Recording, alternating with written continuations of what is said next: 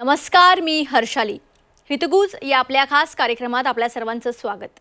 या कार्यक्रमात आपण विविध आजार आणि त्यावरील उपचार याबद्दल चर्चा करत असतो आणि महत्त्वाचं म्हणजे या सर्व विषयांवर तज्ञांचं मार्गदर्शन घेत असतो. आणि आजचा आपला विषय आहे 4th स्टेज कॅन्सर आणि इम्युनोथेरपी उपचार. आणि यावर मार्गदर्शन करण्यासाठी आपल्या स्टुडिओमध्ये आलेले आहेत डॉक्टर I.G. पटेल. डॉक्टर, स्वागत आहे तुमचं. नमस्कार.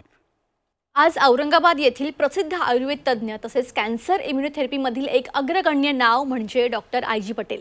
हे कॅन्सर आयुर्वेद इम्युनोथेरपीचे संचालक आहेत. कॅन्सरसारख्या आजारावर काम करून आयुर्वेदातील इम्युनोथेरपीद्वारा कॅन्सरसारखा आजार बरा करण्यात त्यांचा हातखंडा आहे. आजपर्यंत इम्युनोथेरपी आणि कॅन्सर उपचार या विशेष कार्याचा सन्मान म्हणून त्यांना अनेक पुरस्कारांनी सन्मानित देखील करण्यात आले आहे. आणि त्याचबरोबर डॉक्टर पटेल यांनी ताराबाई लिमये आयुर्वेदिक हॉस्पिटल पुणे आणि चस्ट क्लिनिक दादर मुंबई येथेही काम पाहिलेलं आहे. आज त्यांच्या यशस्वी कॅन्सर चिकित्सेची ओढ औरंगाबादलाच नव्हे तर संपूर्ण महाराष्ट्राला लागलेली आहे. कारण त्यांच्याकडे येणारा रुग्ण हा एक आशा बाळगून त्यांच्याकडे येत असतो आणि डॉक्टरही त्याची कधी निराशा न होऊ देता त्यांच्या चिकित्सेचा 100% यशस्वी उपचार त्यांना देतात. आज ते संपूर्ण महाराष्ट्रातच नव्हे तर संपूर्ण भारतात त्यांच्या उपचाराची व त्यांच्या मार्फत करणाऱ्या समाजसेवेची अनुभूती देत आहेत. आज त्यांचे कॅन्सर इम्युनोथेरपी सेंटर हे 100 बेडचे रुग्णालय आयुर्वेद व इतर वैद्यकीय सुविधांसह उपलब्ध आहे. तसेच ICU, OT, pathology lab, medical store व इतर सुविधाही या ठिकाणी उपलब्ध आहेत. चला तर विषयाला सुरुवात करूयात. तर डॉक्टर, आपण बघतोय की आजकाल कॅन्सरचं प्रमाण जे आहे ते दिवसेंदिवस वाढत चाललेलं आहे आणि बरेच वेळा कॅन्सर हा असा आजार आहे की कधीपासून तो सुरुवात स्टार्ट होते त्याची हेच कळून येत नाही. तर या कॅन्सरच्या वाढण्यामागचं नेमकं काय कारण आहे? याची जी कारणं आपण शोधली तर मुख्यतः याचं जे आपण जंक फूड किंवा फ्रोझन फूडचा जो वापर, पेस्टिसाईडचा वापर जो फळांमध्ये भाज्यांमध्ये केला जातो, तर पेस्टिसाईडचा जो इंटेक आहे तो जास्त प्रमाणात झाल्यामुळे आपल्याला कॅन्सरचं प्रमाण वाढतं. दुसरं की टोबॅको च्युईंग आणि स्मोकिंग हे जे फॅक्टर आहेत हे पण कॅन्सर निर्माण करण्यास कारणीभूत ठरतात. तर त्यामुळे सुद्धा कॅन्सरचं प्रमाण वाढलेलं आहे. कारण टोबॅकोचं, सिगरेटचं, स्मोकिंगचं प्रमाणसुद्धा बऱ्याच प्रमाणात दिसायला मिळतं. तर त्या प्रकारे ओरल कॅन्सर, लंग कॅन्सरचे जे रुग्ण आहेत ते त्यांचं प्रमाणसुद्धा वाढलेलं आहे. तर कॅन्सर या आजारामध्ये इम्युनोथेरपीचा कसा उपयोग होतो? ॲक्च्युली इम्युनोथेरपी हे जे बेस आहे, हे इम्युनोथेरपी म्हणजे तुमची जी इम्युन सिस्टम असतं त्याला एक बूस्टअप केल्यासारखं करतात, की जेणेकरून त्या ज्या ऑर्गनमध्ये तुमचं कॅन्सर आहे त्या ऑर्गनचे जे सेल्स आहेत ते ॲक्टिवेट होतील आणि जे कॅन्सरचे जे सेल्स आहेत ते they are converted to normal cells. म्हणजे की कॅन्सर जे प्युट्रिफॅक्शन असतं, जे कॅन्सरमध्ये जे अनकंट्रोल ग्रोथ असतं सेलची, तर ती सेल्सची ग्रोथ थांबवून त्याला जे आहेत सेल्स खराब झालेले ते कन्वर्ट होतात नॉर्मल सेल्समध्ये. अशा प्रकारे ही ट्रीटमेंट केल्या जाते आणि याचा बऱ्याच रुग्णांना बेनिफिट झालेला आहे आणि होत आहे. ओके.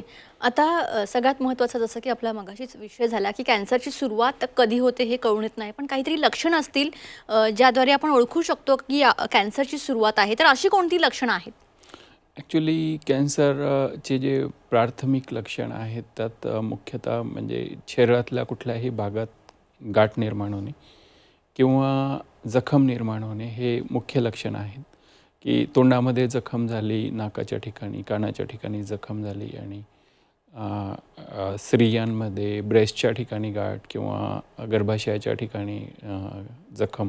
अशा प्रकारे जी लक्षणं असतात ही वेगवेगळ्या कॅन्सरमध्ये वेगवेगळी असतात आणि मुख्यतः गाठ आणि जखम हे 2 भाग जे आहेत ते महत्त्वाचे आहेत. की आणि तिसरा जो आहे की खूप बरेच दिवस येणारा ताप किंवा खोकला अशी लक्षणं सगळ्या तपासण्या करून झाल्या तरी पण ते बरे होत नाहीत किंवा मेडिसिन घेऊन पण ताप बरा होत नाही किंवा खोकला बरा होत नाही. अशा वेळीच आपण कॅन्सरची जी तपासण्या असतात ते करून घेणे आवश्यक आहे, जेणेकरून तो कॅन्सर आपल्याला फर्स्ट स्टेजला किंवा सेकंड स्टेजला डिटेक्ट झाला तर त्याचा नक्कीच त्याचा फायदा होतो आणि त्या कॅन्सर आपण पूर्णपणे बरा करू शकतो. ओके. आता मुख्यतः स्त्रियांमध्ये होणाऱ्या कॅन्सरविषयी बोलूया. तर स्त्रियांमध्ये आढळणारे कॅन्सर कोणते आहेत? स्त्रियांमध्ये मुख्यतः breast cancer, ovarian cancer, सर्व्हिक्सचा cancer म्हणजे गर्भाशय मुखाचा कॅन्सर आणि गर्भाशयाचा कॅन्सर अशा प्रकारचे जे 3 कॅन्सर आहेत हे स्त्रियांमध्ये खूप कॉमन आहे. ॲक्च्युली आता रिसेंटली एक 2-3 महिन्याचा स्टडी घेतला मी, तर मला असं आढळतं आहे की ओव्हेरियन कॅन्सरचं प्रमाण खूप जास्त प्रमाणात वाढलं आहे सोसायटीमध्ये. आणि ओव्हेरियन कॅन्सर बरेच वेळा 4th स्टेजला डायग्नोस होतो कारण सिम्प्टमलेस असतं. तर माझी दर्शकांना हीच विनंती असेल की जे लेडीज बघताय, जे स्त्रियां बघताय हा प्रोग्राम, त्यांनी फक्त एक लक्षण बघा की तुमच्या पोटाचा जो आकार आहे तो खूप जास्त पूर्वीपेक्षा खूप जास्त वाढलेला जर असेल तर त्याचे जी एक सिंपल सोनोग्राफी करून घ्या, किंवा तुमचे जे मेन्सेस आहेत ते खूप जास्त डिले होत असतील, रेग्युलर होत नसतील, तर त्याच्यासाठी पण एक सिंपल सोनोग्राफी जरी करून घेतली, किंवा एक पॅप्समियर टेस्ट असतं गायनेकोलॉजिस्टकडे खूप कॉमन असतं, तर या 2 तपासण्या जरी करून घेतल्या तुम्ही तर त्याचा ओव्हेरियन कॅन्सर तर सोनोग्राफीमध्ये डिटेक्ट होतात मोस्टली 90%. नाहीच झालं तर CT स्कॅनमध्ये होऊनच जातं. तर जर पोटाचा आकार वाढलेला असेल तर जवळच्या गायनेकोलॉजिस्टला दाखवा आणि या तपासण्या करून घ्या, जेणेकरून आपल्याला जो कॅन्सर आहे तो लवकर डिटेक्ट करून त्याला आपल्याला इमिजिएट ट्रीटमेंट देऊन आपण तो कॅन्सर पूर्णपणे बरा करू शकतो. ओके. आता डॉक्टर, ब्रेस्ट कॅन्सर या विषयावर थोडं बोलूया. तर यावर ब्रेस्ट कॅन्सरमध्ये इम्युनोथेरपीचा कसा उपयोग होतो, याला सुरुवात करण्यापूर्वी ब्रेस्ट कॅन्सरची काय लक्षणं आहेत याविषयी थोडं सांगाल? ब्रेस्ट कॅन्सरची जी लक्षणं असतात ते ब्रेस्टच्या ठिकाणी जो ब्रेस्टचा आकार असतो तो बदललेला असतो. त्याचं त्या ठिकाणी एखादी गाठ निर्माण झालेली असते, किंवा त्यातनं स्राव येत राहतो, किंवा तिथे एखादी जखम झालेली असेल, तर त्याच्यासाठी आपण कॅन्सरच्या तपासण्या करून घेणं आवश्यक आहे. यात सोनोग्राफी जरी केलं ब्रेस्टचा किंवा मॅमोग्राफी, तर आपल्याला कळून जातं की हा कॅन्सर म्हणजे गाठ आहे. तर गाठ झाली तर त्याची कॅन्सरच्या तपासणी आपण पुढे चालून करू शकतो, की त्याला कन्फर्मेशन ऑफ कॅन्सर म्हणजे की बायोप्सी वगैरे जे काही तपासण्या असतात त्या सगळ्या आपण करू शकतो, किंवा ब्लड टेस्टमध्ये पण आपल्याला डिटेक्ट करता येतं की हा कॅन्सर असू शकतो का. मग कन्फर्मेशनसाठी आपण बायोप्सी लास्ट पर्याय म्हणून ठेवू शकतो. यात ब्रेस्ट कॅन्सरमध्ये जी रुटीन ट्रीटमेंट आहे त्यात मॅस्टेक्टॉमी, हा कम्प्लीट मॅस्टेक्टॉमी असं एक ट्रीटमेंट असतं की ब्रेस्ट काढला जातो. पण हल्ली आमच्याकडे ब्रेस्ट कन्झर्वेशन हा एक कन्सेप्ट आम्ही सुरू केलेला आहे की जेणेकरून ब्रेस्ट कॅन्सर पूर्ण ब्रेस्ट न काढता आपण करू शकतो त्याला. आणि त्याच्यानंतर इम्युनोथेरपीचे डोस त्या पेशंटला देऊन त्यांना, ॲक्च्युली ब्रेस्ट कॅन्सरमध्ये बरेच वेळा 4th स्टेजपर्यंत कॅन्सर गेलेले असतात. आत्ता हल्ली रिसेंट मला बरेच पेशंटमध्ये आढळून आलेलं आहे की ब्रेस्ट कॅन्सर डायरेक्टली 4th स्टेजला डिटेक्ट होत आहे.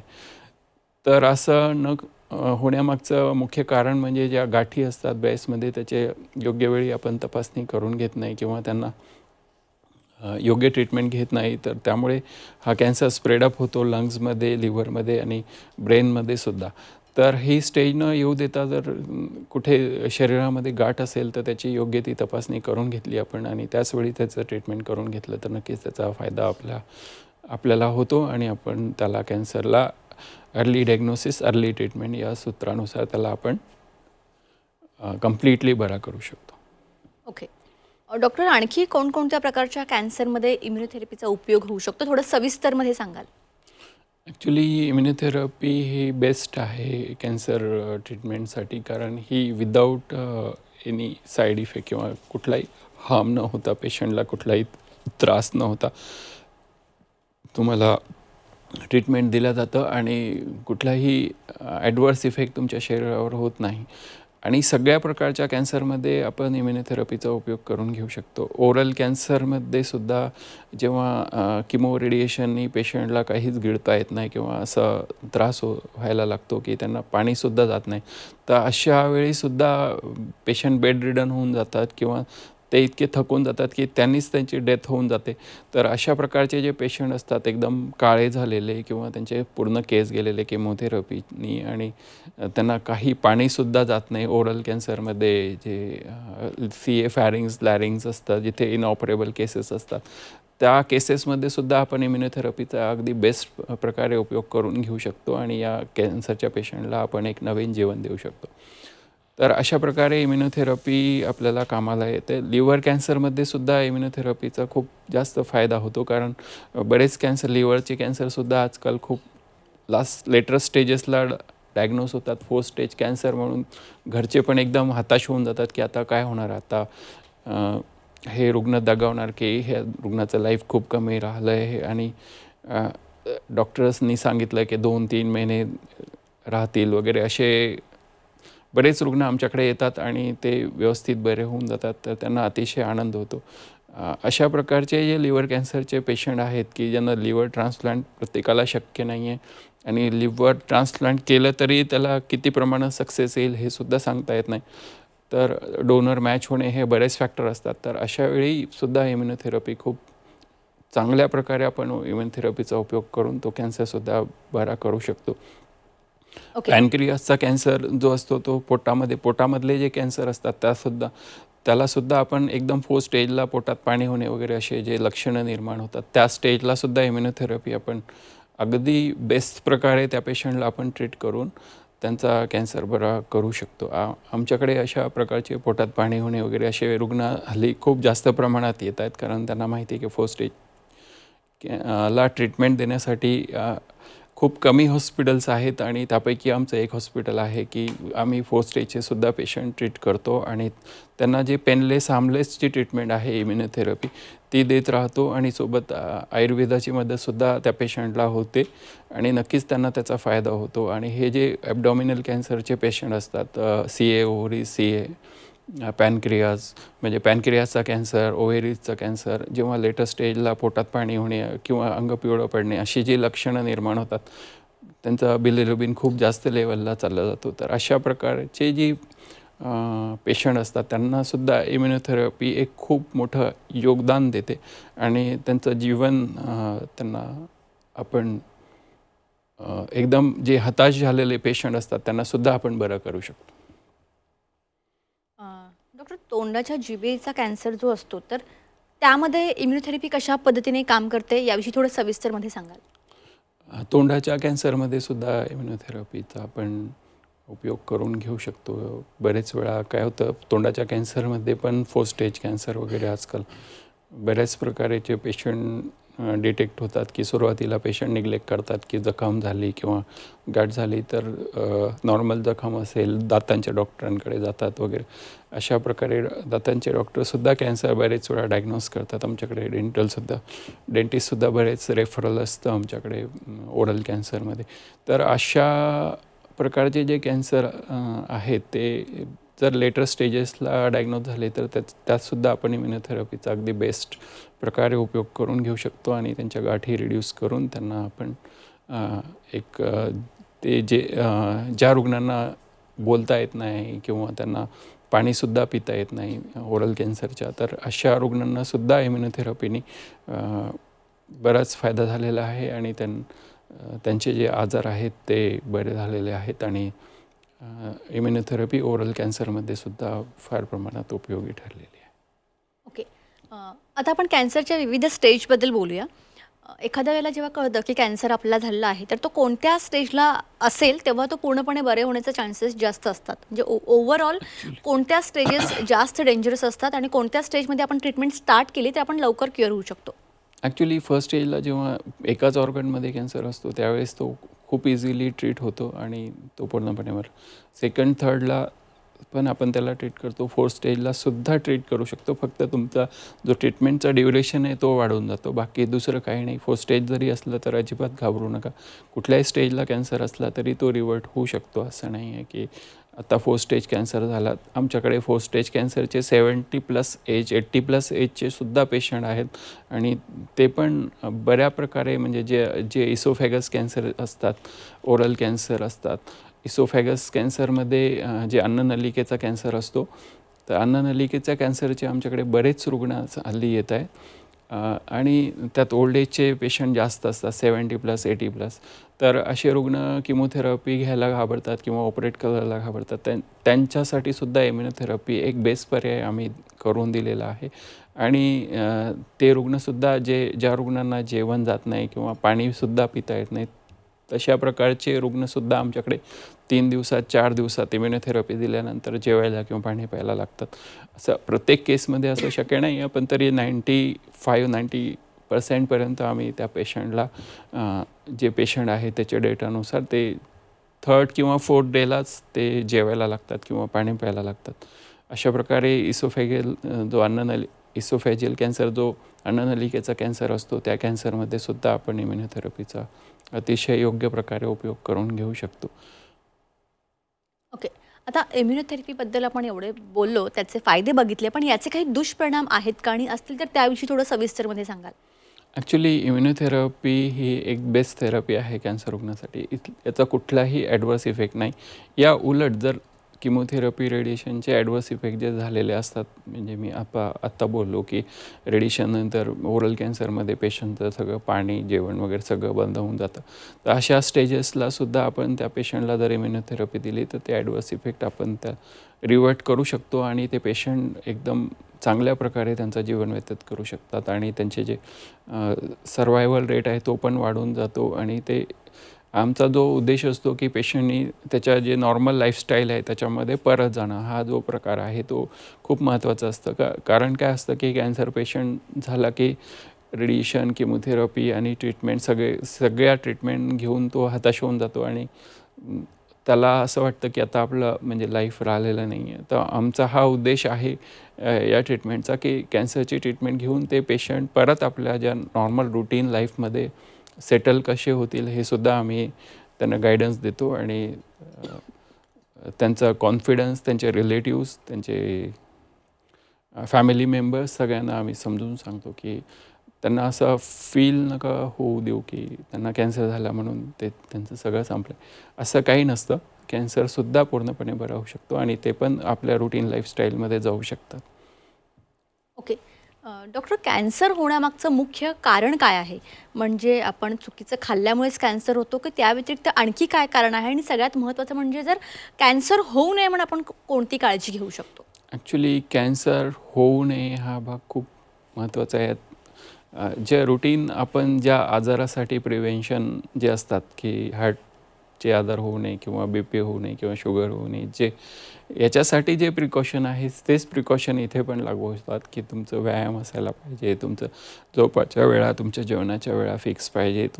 मोस्ट स्पायसी फूड नको खायला की खूप जास्त स्पायसी, खूप तिखट, खूप स्पायसी असं नको खायला की जेणेकरून जे नॉर्मल आपलं वरण भात भाजी पोळी जे रेग्युलर आपले आजोबा खात होते तेच खायला पाहिजे. तर जेणेकरून आपण कॅन्सरपासून बऱ्यापैकी आपण त्याला लढा देऊ शकू आणि त्याच्यापासून प्रिव्हेन्शन करू शकू. आणि दुसरं की व्यायामाचा जो अभाव होतो, वर्क स्ट्रेस असतं, तर स्ट्रेस रिलीजिंगसाठी वॉकिंग किंवा बाकी व्यायाम किंवा योगा असे मार्ग अवलंबले तर नक्कीच आपण कॅन्सरपासून मुक्त राहू शकतो.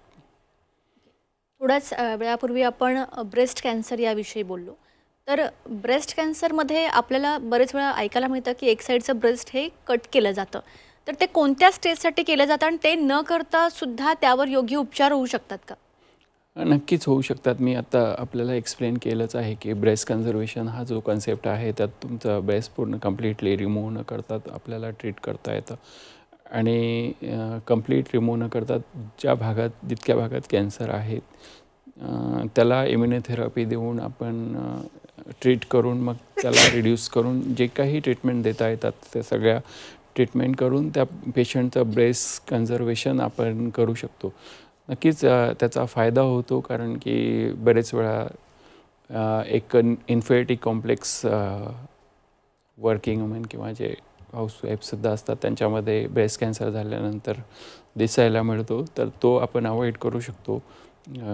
ब्रेस्ट कन्झर्वेशनच्या ज्या ट्रीटमेंट अवेलेबल आहेत सध्या त्या देऊन त्या पेशंटचं आपण कन्झर्वेशन करू शकतो की जेणेकरून ब्रेस्ट रिमूव्ह न करता आपल्याला कॅन्सर ट्रीट करता येतं आणि पूर्णपणे बरा पण होऊ शकतो. ओके.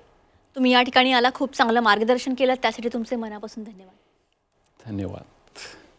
तर आजचा आपला विषय होता 4th स्टेज कॅन्सर आणि त्यावर इम्युनोथेरपी उपचार आणि यावर अतिशय उत्कृष्ट असं मार्गदर्शन डॉक्टर आय.जी. पटेल यांनी या ठिकाणी केलं आहे.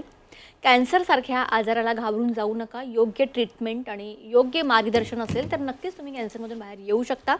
तर तुम्हाला सुद्धा या संदर्भातला काही त्रास असेल, काही लक्षण दिसत असतील तर तुम्हाला स्क्रीनवर जो कॉन्टॅक्ट नंबर दिसतो त्यावर तुम्ही कॉन्टॅक्ट करू शकता. कार्यक्रमात आता वेळ झाली आहे इथेच थांबण्याची. ताज्या बातम्यांकरिता पाहत रहा झी 24 तास.